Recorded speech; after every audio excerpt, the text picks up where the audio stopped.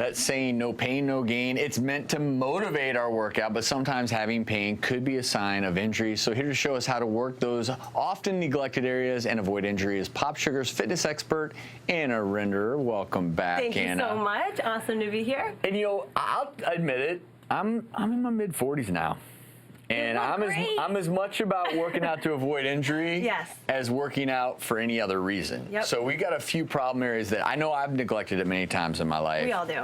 So what's the first one? So we're going to talk about the IT band today and the ankles, because a lot of people have this thing called IT band syndrome, right? And it's just the IT band runs from the top of the hip all the way down to the knee, and it's a lot of time from how we're sitting a lot, how we're not mobile in our hips. It's indirectly related. Iliotibial band in the confession in med school.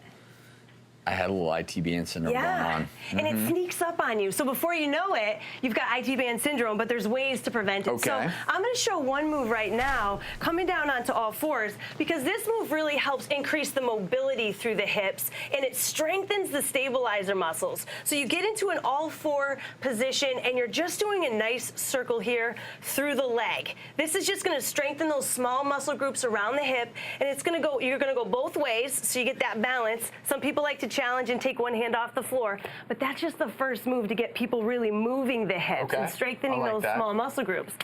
Second, I want to do a stretch that most people neglect, which is the figure 4 stretch. And here, you can lay on your back to start.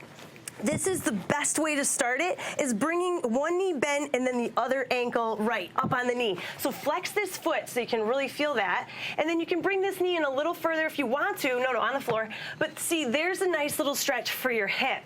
Now, a lot of times, if you don't have hip mobility, you're going to overcompensate. So then your IT band gets tight when one hip is tight and you start to lose that flexibility. So then if you want, you can then increase this stretch by coming into a seated position. So this is just a great stretch, and you can do it right from the floor, just like Travis. Looking good, Dr. T.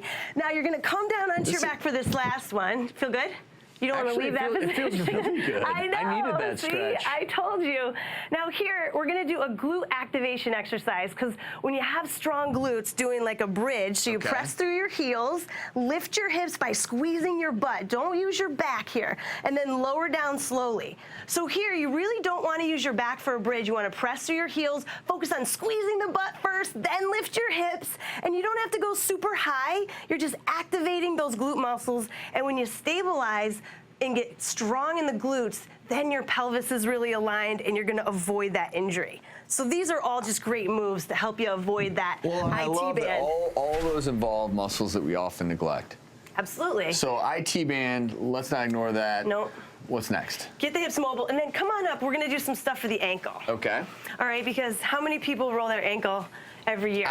Millions. I grew up rolling my ankle every single year. Exactly, and they go into the ER.